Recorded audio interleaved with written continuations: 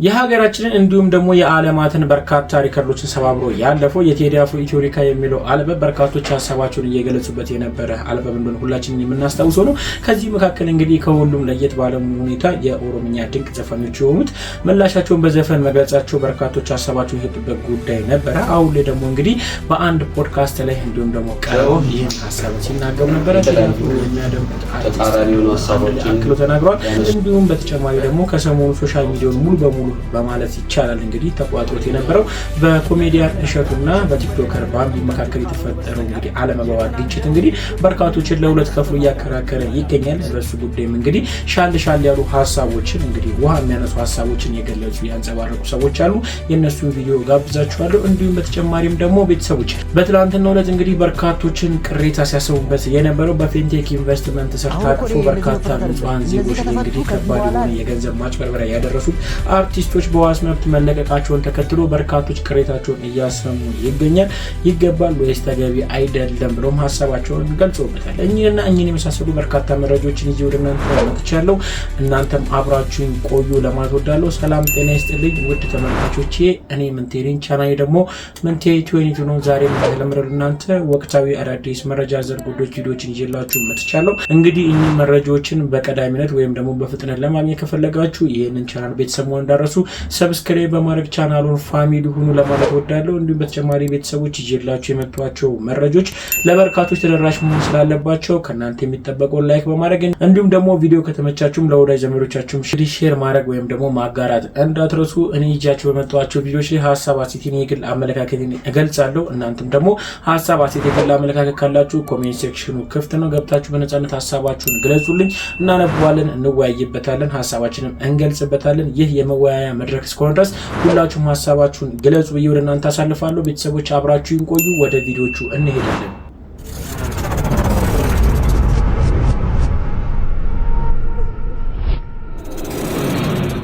በቅድሚያም አንድ ቪዲዮ ልጋብዛችሁ ወደድኩኝ። ወላጆች እንግዲህ ይህንን ቪዲዮ ብትመለከቱት ለልጆቻችሁ ወይም ደግሞ ልጅ ለማሳደግ እጅግ በጣም ይጠቅማችኋልና ብትመለከቱት ብዬ ለእናንተ ይዤላችሁ መጥቶኝ ቪዲዮን ተጋበዙልኝ። የኔ ልጅ ከቤት ውጪ በፍጹም መጫወት የሌለብሽ አራቱን ጨዋታዎች ታስታውሻቸዋለሽ? አዎ ማዬ አስታውሳቸዋለሁ። በጣም ጥሩ። እስቲ ንገሪኝ። አንደኛ እንተኛ ወይንም እንቅልፍ እንጫወት የሚሉኝን ጨዋታ መጫወት የለብኝም። አዎ ምክንያቱም መተኛት ያለብሽ ቤት ውስጥና በትምህርት ቤት በመተኛ ሰዓትና በመተኛ ቦታ ብቻ ነው። ማንም ሰው ይህን ጨዋታ እንጫወት ቢልሽ እምቢ ማለትና ለቤተሰቦችሽ ማሳወቅ አለብሽ። ሁለተኛው የኔ ልጅ የሰውነት ንክኪ ጨዋታ መጫወት የለብኝም። በጣም ቆስ በውስጥ ልብስሽ የሚሸፈኑ የራስሽ ፕራይቬት ቦዲዎችሽን ማንም ሰው እንዲነካ መፍቀድ የለብሽ። ልጆች የሰውነት ክፍሎቻቸውን መጠበቅ አለባቸው። ይህን ከተጠየቅሽ ወዲያውኑ ለቤተሰብ መናገርሽን እንዳትረሽ። ሶስተኛው ጨዋታስ የድፍረት ጨዋታ በፍጹም መጫወት የለብኝም። ታዲያ ከሁለተኛው ፎቅ ላይ ዝሌ ካልዘለሽ ግን ፈሪ ነሽ ቢልሽ ምን ታደርጊያለሽ? እምቢ እላችኋለሁ። ምክንያቱም ጀግና መሆን ማለት አደገኛ ነገሮችን ማድረግ ማለት አይደለም። የኔ ጀግና። አራተኛውስ ምንድነው? የምስጢር ጨዋታ በፍጹም መጫወት የለብኝም። ማንም ሰው ለእናትሽ ወይም ለአባትሽ እንዳትናገሪ ካለኝ ነገሩ ስህተት ነው ማለት ነው። ስለዚህ ወዲያውኑ ለአንቺ ወይም ለአባ መናገር አለብኝ። አንቺ በጣም ድንቅ ነሽ። ሁሉንም በደንብ አስታውሰሻል። በጣም አመሰግንሻለሁ። ሰላም እንዲሰማኝ አደረግሽ። ወላጆች ያለ ጥርጥር ይህ ቪዲዮ በጣም የሚጠቅማችሁ ወይም ደግሞ ልታስተውሉበት የሚገባ ይመስለኛል። ልጆቻችሁን እንዴት አንጻችሁ ማሳደግ እንዳለባችሁ ግልጽ አድርጎ የሚያሳይ ነውና ይህ ለወላጆች ይድረስ በሚል መልእክት እንግዲህ ለእናንተ ይዤላችሁ መጥቻለሁ። በተጨማሪም ቤተሰቦች ወደ ዋና ጉዳያችን ስንሄድ ከቴዲ አፍሮ ጋር ተያይዞ አንድ መረጃ በትላንትናው ወደኛ ደርሶናል። እስቲ ቪዲዮ ልጋብዛችሁና ሀሳባችን ሰጥተታለን። ሰበር የቴዲ አፍሮን ግራፊክስ የሰራው ወጣት በፌዴራል ፖሊስ ተወሰደ። በቅርቡም ኢትዮሪካ የተሰኘው የሙዚቃ አልበሙ የለቀቀው ቴዲ አፍሮ ዙሪያ ያሉ ሰዎች ማሰር ቀጥሏል ተባለ። ከዚህ ቀደም ቃል አቀባዩና ምክትል ማናጀሩ እንደዚሁም የቅርብ ጓደኛው መታሰራቸው መዘገባቸው ይታወቃል። ከነሱ ጋር 7 ሰዎች ታስረው በአሁኑ ሰዓት ላይ የጊዜ ቀጠሮ ጠይቆባቸው ይገኛል። በዛሬው ዕለት ለዛሀበሻ በደረሰው መረጃ መሰረት ደግሞ የቴዲ አፍሮ ዘፈኖችን ከበሮች በጠቅላላ ዲዛይን ያደረገውን ግራፊክ ዲዛይነሩ ዳዊት ከጓደኞቹ ቤት ወስዷል። የቤተሰብ ምንጮች ለዛሀበሻ እንደገለጹት ከሆነ በትላንትናው ዕለት በዳዊት ቤት የፌዴራል ፖሊሶች ፍተሻ አድርገው የነበረ ሲሆን ሊያገኙት አልቻሉም። ሆኖም ግን በዛሬው ዕለት ከጓደኛው ቤት ይዘውት እንደሄዱ ምንጮቻችን ገልጸዋል። ከዚህ በተጨማሪም ለቴዲ አፍሮ ምክትል ማናጀር የሚላላክ ሞተረኛም ጭምር መታሰሩን ሰምተናል። ተጨማሪ መረጃ ቪኦኤን የዩቲዩብ ቻናል ላይ ይገኛል።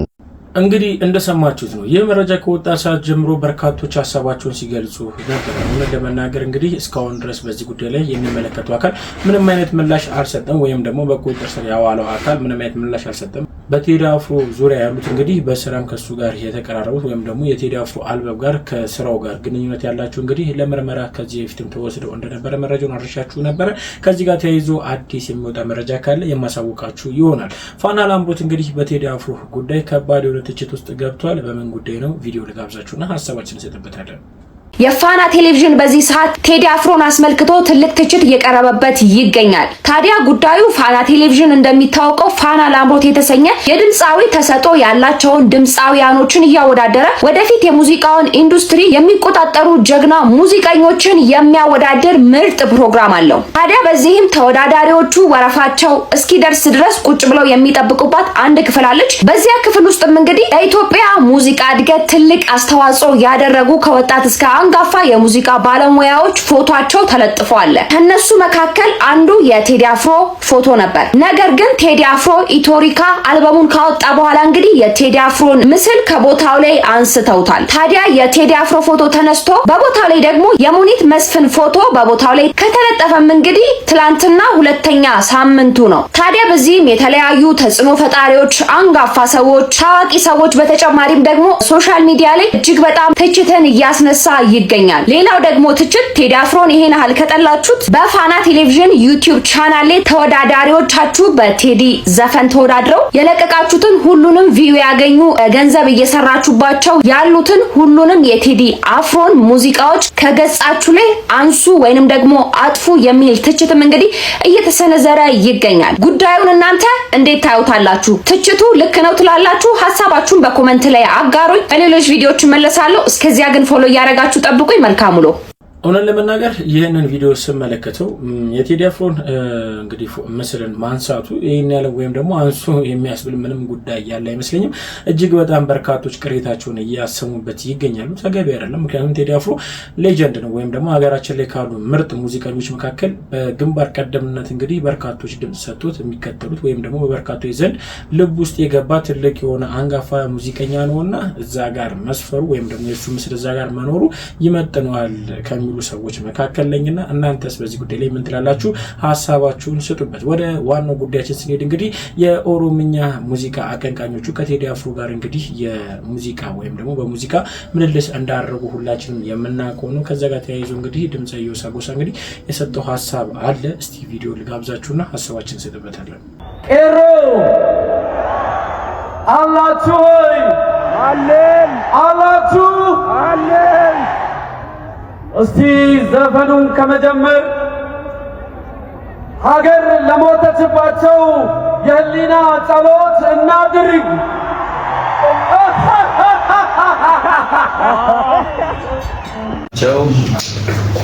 የተለያዩ ተቃራኒ የሆኑ ሀሳቦችን ያነሱበት ጊዜ ነበር። ከዛ ውስጥ አንደኛው መጀመሪያው ቀዳሚ ምሳሌ በጣም እንወደው እናክብረው አርቲስት ቴዎድሮስ ካሳሁን ስለ ሀገሩ በተረዳ ነው። እኔ በተረዳሁት ሀገር የሞተችበት የት ሄዶ ያለቅሳል ሲል መቼም ኬንያን እንዳላለ፣ ሱዳንን እንዳላለ፣ አሜሪካን እንዳላለ ሁላችንም ማስተዋል እንችላለን። እኔ ደግሞ ልክ ብዕሯ እንደፈቀደችልኝ ኪነጥበቡ ለሱም እንደፈቀደችው ለኔም ስለምትፈቅድ ሀገሬ አልሞተችም አለች ትኖራለች ማለቴ ያስቀየማቸው ሰዎች አሉ። እኔ ከቴዲ ጋር ምንም አይነት የግል ጉዳይ የለኝም። ለማንኛውም ኢትዮጵያዊ በጣም ማድንቀው ወደው ሰው በሙያዊ ችሎታው በጣም ማድንቀው ሰው ነኝ። ባለፈው ካሴቱ ግን ሀሳቡን አልተጋራሁትም። ሀሳቤን ገልጫለሁ። ሀገሬ እንዳልሞተች እንዳለች፣ ምክንያቱም ሀገር ወደፊት ናት፣ ወደ ኋላ አይደለች። ያንድም ሰው ሳትሆን የብዙሃኑ ነች። ስለዚህ ስለ ሀገር ስለ ቤት ፋሚሊ እንደሚያለቅስ ሁሉ እኔም ለሀገር ያለውልሽ አልሞትሽም አልኩኝ። ሞታለሽ ላለው ሰንበዲ ማለት ነው። ይሄንን ከምንም ከዘር ጉዳይ ከፖለቲካ ጉዳይ የኢትዮጵያ ሕዝብ ህዝቤ ይሄንን እንዳዛ እንዳይመለከተው በትህትና መግለጽ ፈልጋለሁ። ይሄንን ነው ለማለት ይፈልጋል።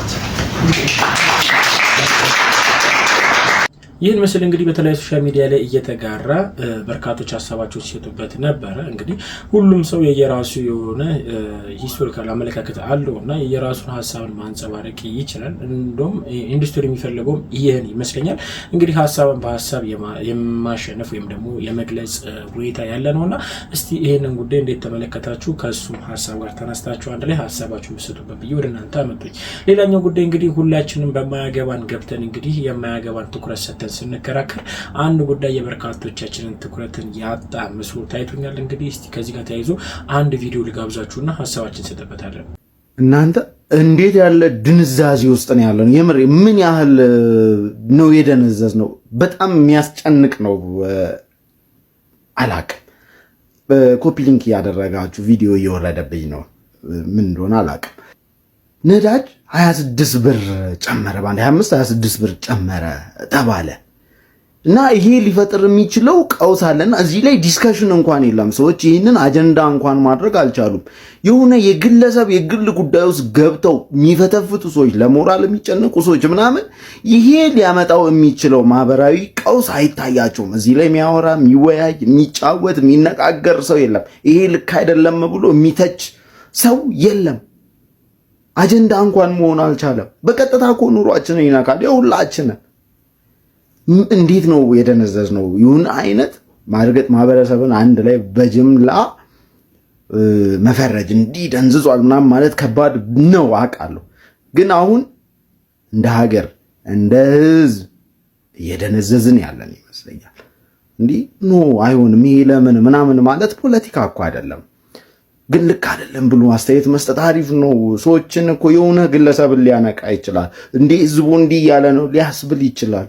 ሆነ ለመናገር በርካቶች እንግዲህ ይሄንን ጉዳይ ችላ ብለን ይሁን ወይም ደግሞ ዝም የተባለ ጉዳይ ይመስለኛል እንደ ሀገር አሳሳቢ ነው። ምክንያቱም ሁላችንም ይነካናል፣ ሁላችንም ይመለከተናል። ኢቭን እንደውም ራሱ የትራንስፖርት ሴክተሩ ከፍተኛ ጫና ውስጥ ሲገባ የኑሮ ውድነት በከፍተኛ ሁኔታ መጨመሩ የማይቀር ነውና ሁላችንም ይመለከተናል። ይህን ጉዳይ እንደቀል ዝም ልንለው አይገባም ብዬ ሀሳብ መስጠት ፈልጋለሁ።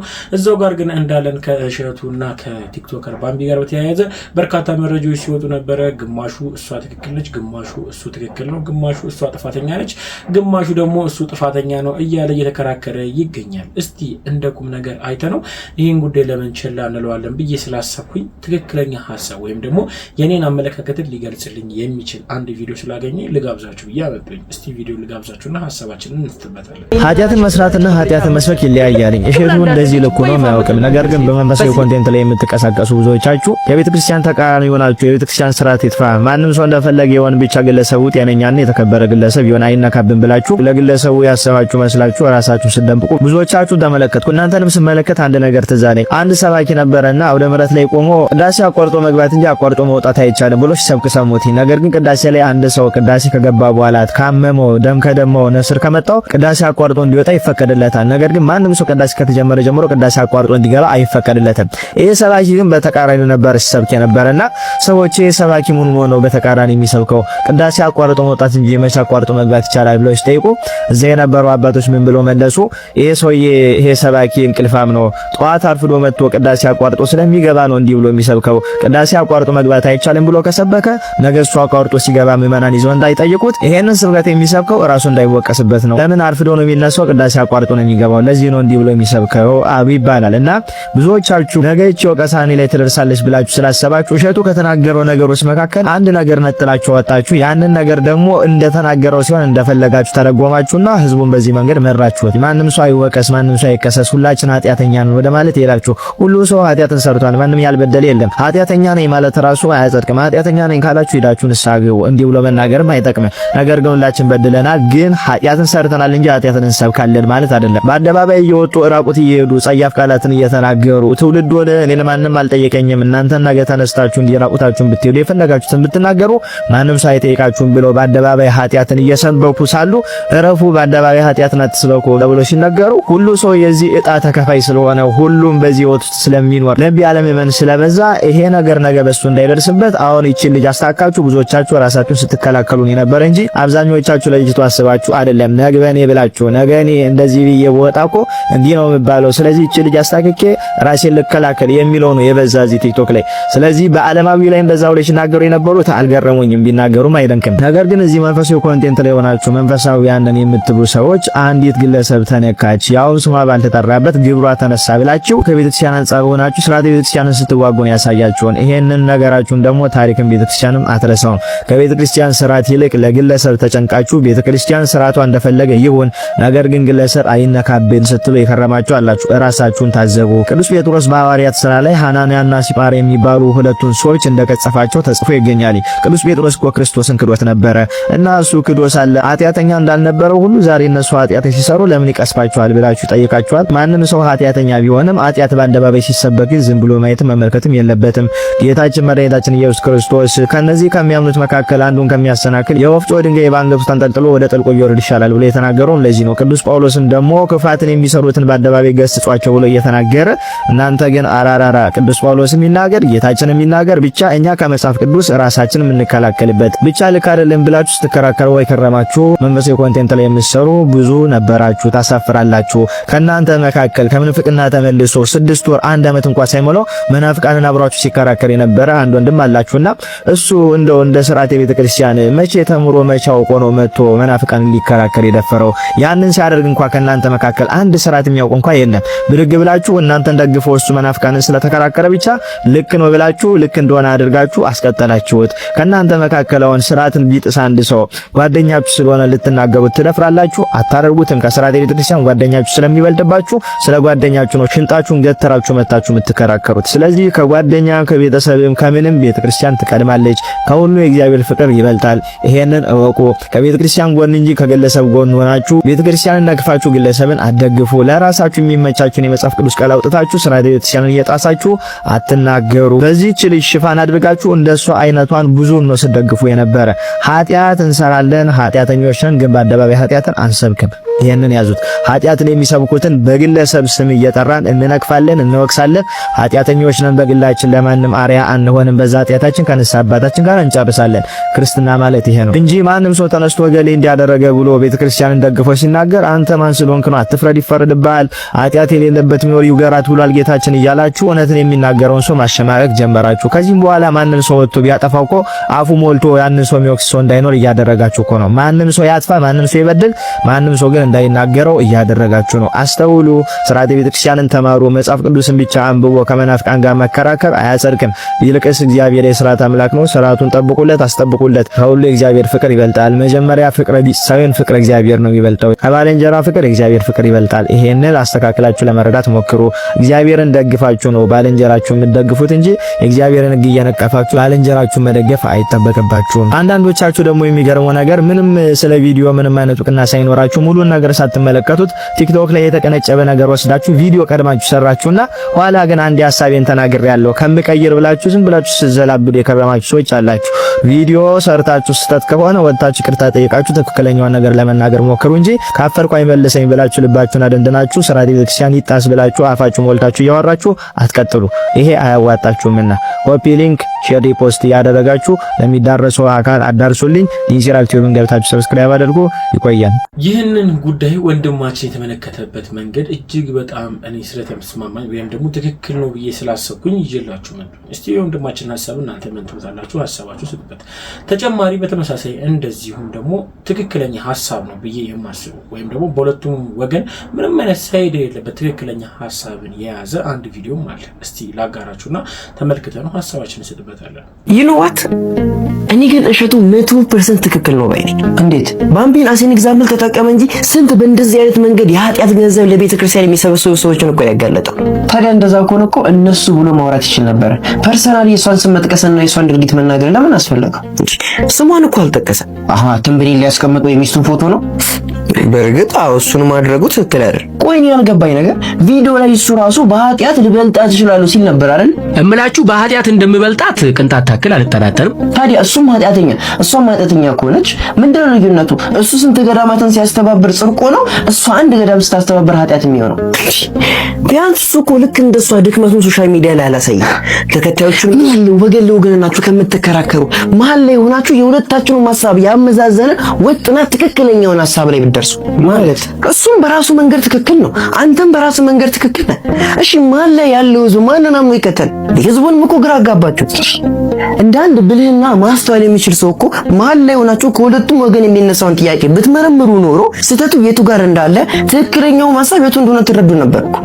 እሺ እኛ ምሁር እና አጠቃላይ እውነታው ምንድነው? እባክህ በጣም አሪፍ ጥያቄ ይሆናችሁ። ልብ ብላችሁ ስሙ።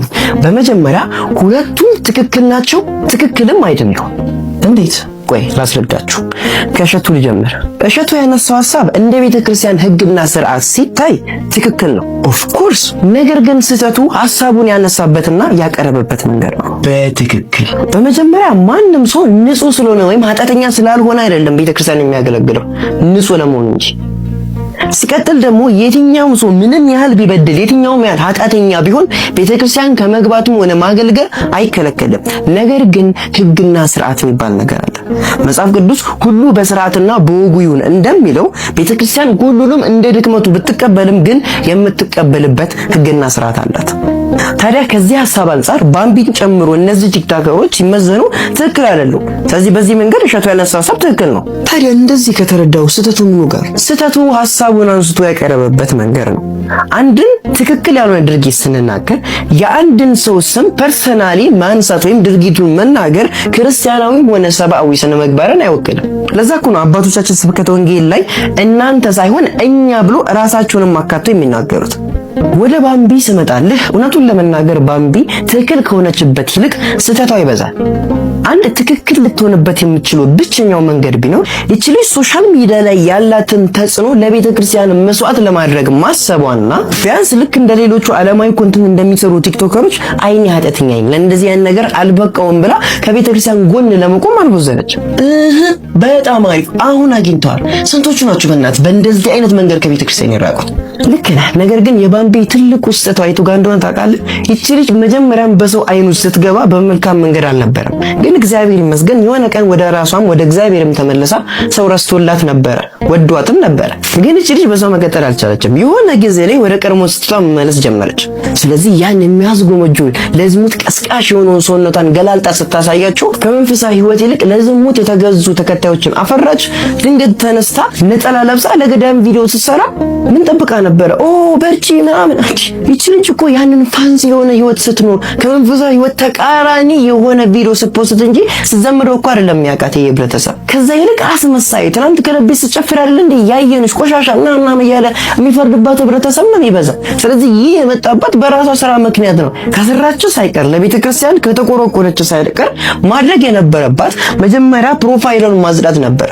እነዛን ኮንተንቶች አጥፍታ ከመንፈሳዊ ህይወት ጋር የማይጋጩ ኮንተንቶችን መስራት ከጀመረች በኋላ ነበር ወደ ቤተ ክርስቲያን ሰላም መዞር የነበረባት። ለማንኛውም እህት አለም ምናልባት ይህን ቪዲዮ እያየሽ ከሆነ አንድ ነገር ልምከርሽ። ስም መጥቀስ ባልፈለግም ለዚህ ሐሳቤ ትክክለኛ ምሳሌ ልትሆን የምትችለው ይቺ ሴት ናት። እኔ እውነቴን ነው የምላችሁ እዚህ ሶሻል ሚዲያ ላይ ከማውቃቸው ሴቶች በሙሉ ለብዙ ሴቶች በመንፈሳዊ ህይወታቸውም ሆነ በዓለማዊ ህይወታቸው ላይ እንዲጠነክሩ አርአያ ልትሆን የምትችል ሴት ብትኖር ልዩ ናት። እስቲ ኮንተንቶቿን ገብተሽ አንድም ከመንፈሳዊ ህይወት ጋር የሚጋጭ ኮንተንት ለቃይቻት አላውቅም። በዚህም በጣም የምወዳት ማከብራት በዚሁ አጋጣሚ ማለት ነው። አይሽ እሷ መንፈሳዊም ሆነ ዓለማዊ ህይወትን እንዴት ጎን ለጎን ባላንስ አድርጎ ማስኬድ እንደሚቻል አውቃበታለች። እስቲ እሷን በግል አገኛትና ለማናገር ሞክሪ። ከዛ ይልቅ ግን ገፍታችሁኛልና ይሄው ሄድኩላችሁ ማለትሽ ራስሽ እንጂ ማንንም አይጠቅምም፣ ማንንም አይጎዳም። ልንገርሽ፣ ይልቅ ለመንፈሳዊም ሆነ ለራስሽ ህይወት የምታስቢ ከሆነ አሁን ያልኩሽን መንገድ ተከታይ። አመሰግናለሁ። የዚህ ልጅን ሐሳብ እንዴት ተመለከታችሁ? በነገራችን ላይ ትክክለኛ ሐሳብ ከመግለጹም አልፎ ለባምቢም እንግዲህ ይድረስ በሚል ሁኔታ ጥሩ ምክር አዘልም ንግግር ነግሯታል። በነገራችን ላይ በቤተክርስቲያን ውስጥ ምንም አይነት በደልና ምንም አይነት ግፍ ተፈጸመብኝ ብለን ወይም ደግሞ ቤተክርስቲያን ውስጥ አላስፈላጊ ድርጊት ተፈጸመብኝ ብሎ ከቤተክርስቲያን መራቁ ለቤተክርስቲያኗም አይጠቅምም፣ ለኛም አይጠቅመንም። ትክክለኛው ነገር ምንድነው? በንስሐ ህይወት ውስጥ ተመላልሶ ሰው ማሸነፍ ከቻለ መንፈሳዊ ህይወቱ ላይ ድል ማድረግ ነው እንጂ ያለበት ቤተክርስቲያን የግለሰቦች አይደለችም፣ በግለሰቦችም አትወከልምና ይህ ነገር እንደ ትኩረት አይተወሳም ብትመለከተው ለሌሎቻችን ደግሞ መማሪያ የሚሆን ቪዲዮ ነው ብዬ ነው የማስበው። ተጨማሪ ቪዲዮ አለ ልጋብዛችሁ። እውነት ለመናገር እሸቱን በሌላ ነገር ጠምዳችሁት ካልሆነ በስተቀር የተናገረው ንግግር ላይ ምንም አይነት ስህተት አለበት ብዬ አላምንም። ስህተት አለበት ልንል የምንችለው ኤከሊት የምትባል ልጅ ኃጢአተኛ ስለሆነች ለምን ቤተክርስቲያን ትገባለች፣ ለምን ገዳም ትሄዳለች ቢል ነበር። እንደዛ ካለማ ትልቅ ስህተት ነው። ምክንያቱም ማንም ሰው ኃጢአትን ካደረገ በኋላና ልቡ ሲከብድበት ወደ እምነት ተቋማት ጎራ ብሎ መጽናናቱ አስፈላጊ ስለሆነ፣ ነገር ግን እሱ እንደዛ አላለም። ለምንድነው ባላስፈላጊ ህይወት ውስጥ የምትመላለስ ልጅ ገዳምን የማስተዋወቅ ኦፖርቹኒቲ የሚሰጣት ነው ያለው። በቤተ ክርስቲያኒቷ ውስጥ ስርዓት ያላቸውና የጥሩ ስነ ምግባር ምሳሌ የሆኑ እንስቶች ያንን እድል ማግኘት አለባቸው ብዬ አስባለሁ። እኔም እንደ ግል ማለት ነው። የእሸቱ ምልከታ ከዛ የተነሳ ይመስለኛል እንጂ ለምን ኃጢአተኛ ሰው ቤተ ክርስቲያን ሄደ ወይም ገዳም ሄደ የሚል አይደለም። እውነት ነው። እኔም እስማማለታለሁ። እሸቱ ባይሆን በዚህ ጉዳይ ላይ እኔ በእሸቱ ላይ አንድ ቅሬታ ብቻ ሊኖር የሚችለው ወይም ደግሞ እሸቱ ልክ ያልሆነበት ፓርት ብላችሁ ብትጠይቁኝ አንድ ነገር ነው። እሱ ምንድነው? እሷ ከእንደዚህ አይነት ህይወት እንድትወጣ ወይም ደግሞ ይህ ወደ መንፈሳዊ ህይወቷ እንድትመለስ ወደ እግዚአብሔር ቤት እንድትመለስ እሱ ምን አደረገ ወይም ደግሞ ምን አድርጓል? ምክንያቱም እሸቱ አሁን ላይ ያለበት ሌቭል ሁላችንም እናውቃለን። በአካል ማግኘት ይችላል፣ ከፈለገም ደግሞ በስልክም ደውሎ አግኝቷት ይህ ነገር ትክክል አይደለም እያደረግሽ ያለሽው ብሎ ሊመክራት የሚችልበት ሁኔታ ላይ ነው። እሷም ደግሞ እንደምትሰሙ ያለ ጥርጥር እርግጠኛ ነኝ እና እሷን ወደ ቤተክርስቲያን ለመመለስ ምን አደረገ የሚል የኔ ጥያቄ ብቻ ሳይሆን የሁላችሁም ጥያቄ ይመስለኛል። ይሄ እንዴት ተመለከታችሁት? እናንተስ በእሸቱ ላይ ምን አይነት ጥያቄ ያላችሁ ሐሳባችሁን ግለጹ። በተጨማሪም ደግሞ በርካቶችን ያናደደ ማለት ይቻላል የፌንቴክ ኢንቨስትመንት ስር ያሉ እንግዲህ የአምባሳደርነት ሚና የተሰጣቸው አርቲስቶች በዋስ መብት መለቀቃቸው በርካቶችን አናዷል፣ በርካቶችንም አብሽቋል። እስቲ ለማንኛውም ቪዲዮ ልጋብዛችሁና ሐሳባችንን እንሰጥበታለን። አሁን እኮ እነዚህ መፈታት አይደለም። እነዚህ ከተፈቱ ከዚህ በኋላ እዚች ሀገር ላይ ያጭበረበሩ ገንዘብ ማብቸት ምንም አያመጣም ብሎ በየቦታው መኪና እንሰጣቸዋለን፣ ቤት እንሰጣቸዋለን እያለ የህዝቡን ብር መልቀም ምንም ችግር አያመጣም ብሎ ያስባል። ምን መጣ ተብሎ ምን እነ ሰራዊት ያልታሰሩ ነው ምን ሆናሉ ይላል። በፊንቴክ ጉዳይ ያልታሰረ ሰው በሌላ መኪና አጭበረበረ ተብሎ እንዴት ይታሰራል ብሎ ማጭበርበር ባህል ይሆናል እዚህ ሀገር። እሺ ይሄ ሁሉ የፖሊስ ልፋት፣ ይሄ ሁሉ ፖሊስ የሁሉ ሰው ቃል ሲቀበል የነበረውን ይሄ ሁሉ ማስረጃ ሲሰበስብ የነበረውን በአንዴ ዜሮ አበላችሁት እኮ። የፖሊሶቹ ልፋት እንኳን አሳዝናችሁ። እሺ የተበደለ ሰው ይቅር፣ የተበደለ ሰው መቼ አንዴ ፈርዶብናል፣ ብራቸው ተበልቷል ሰዎቹ። እሺ ፖሊስ ሁሉ ሲሰቃይ ማስረጃ ሲለቃቅም የነበረው ነገር አያሳዝናችሁ? አጣር ለዋስትና እኮ ሁሉም ሰው ይሰጣል። ግን ብሩ በቢሊየን ወደ 2 ቢሊየን ብር የሚጠጋ ሰው ብር ያጭበረበሩ ሰዎች ተባብረው ይሄንን ህዝብ ያጠቡ ሰዎች፣ ህዝቡ መኪናውን ሽጦ ባዶ ያስቀሩ ሰዎች፣ እነዚህ ሰዎች እንዴት ነው ዋስትና ያገኙ ይችላሉት? በማስረጃ የተረጋገጠ ነገር በቪዲዮ እኮ ነው እነዚህ ሰዎች ያለው። እኛ ላይ ብቻ ነው እንዴ ጎ የሚሰራው? ታዋቂ ያልሆኑ ሰዎች ላይ ብቻ ነው እንዴ አቃቢ አጠንክረ የምትመጣው? እኛ ላይ ብቻ ነው እንዴ? ደሃ ላይ ብቻ ነው እንዴ? እሺ ህዝቡ የት ሄድሽ? የት ሄዶ ያልቅስ? ይሄ ሁሉ ሰው በጠራራ ፀሐይ የተበላ ሰው የት ሄዶ ያልቅስ? እውነት ለመናገር እኔም በዚህ ጉዳይ ተስማማለሁ። ምክንያቱም በርካቶችን ነው እንግዲህ ኪሳራ ውስጥ በርካቶችን ነው በደሉ የደረሰው ወይ ደግሞ ከባድ ማጭበርበር ከሚባሉት እንደ ሀገር ትልቅ ማጭበርበር ይመስለኛል። በዚህ ጉዳይ ለሚመለከተው አካል እንግዲህ ይህን ጉዳይ እንደቀልድ አይቶት ወይ ደግሞ ዝቅ አድርጎት ከሆነ ትክክል አይደለም። ነገር ግን እውነት ለመናገር እነዚህ ሰዎች መታሰር አለባቸው። አዎ በቃ ምንም ጥያቄ የለውም። ከእስርም በዋስ መለቀቅም የለባቸውም። ትልቅ ወንጀል የሰሩ ናቸው። በመውጣታቸውም ደግሞ መረጃ የማጥፋት እድሉ ስለሚኖራቸው በዚህ ጉዳይ ላይ እንግዲህ የሚመለከቱ አካል ይህንን በጥልቀትና በትኩረት አይቶ ገምግሞ እንግዲህ ይህን ውሳኔ እንደወሰነ ተስፋ አድርጋለሁ። እናንተስ ምን ትሉታላችሁ? ሀሳባችሁን ስጡበት። አሳዛኝ የተባለ መረጃ ተሰምቷል። ታዋቂዋ ቲክቶከር ጃኒ ገብሩ እንግዲህ የመኪና አደጋ ደርሶባት በሆስፒታል በሕክምና ላይ እንደምትገኝ ተነግሯል። ታዲያ ከታዋቂዋ ቲክቶከር ጃኒ ገብሩ በተጨማሪ የአዶናይ ወንድም የሆነው ማቱሳላ ብርሃንም ጭምር መኪናው አደጋ እንደደረሰባቸው ነው የተነገረው። ታዲያ በአሁኑ ሰዓት ሁለቱም በሕክምና ላይ እንደሚገኙ የተነገረ ሲሆን የመኪናው አደጋና መንስኤ እንግዲህ እስካሁን ድረስ ምን እንደሆነ በግልጽ የተባለ ነገር የለም። ፈጣሪ ቀላል እንዲያደርግላቸው እንግዲህ ምኞታችን ነው። አዳዲስና ፈጣን ወቅታዊ መረጃዎችን ለማግኘት የፕላስ ምልክቷን እየነካችሁ ፎሎ ያድርጉም። ይህ መረጃ ከወጣ ሰዓት ጀምሮ በርካቶች ተቀባብሎ ታሰባቸውን እየሰጡበት ነበረ። እሷ ግን እስካሁን ምንም አይነት ምላሽ አልሰጠችበትም። ያለችበትም ሁኔታ ያው በዜና ምንጮች የሰማነውን ያህል ነው እንጂ ከእሷ ምንም አይነት ነገር አልሰማንምና አዲስ ነገር ካለ ማሳወቃችሁ ይሆናል። እንግዲህ ፈጣሪ ከአንቺ ጋር ይሁን ለማለት ወዳለሁ። ቤተሰቦች ለዛሬ ይዤላችሁ የመጣኋቸው ቪዲዮዎች እኚህን ይመስላሉ። እስካሁን ድረስ አብራችሁኝ ስለቆያችሁ ከልብ አመሰግናለሁ። በቀጣይ ቪዲዮ እስክንገናኝ ሰላም ቆዩልኝ። እወዳችኋለሁ።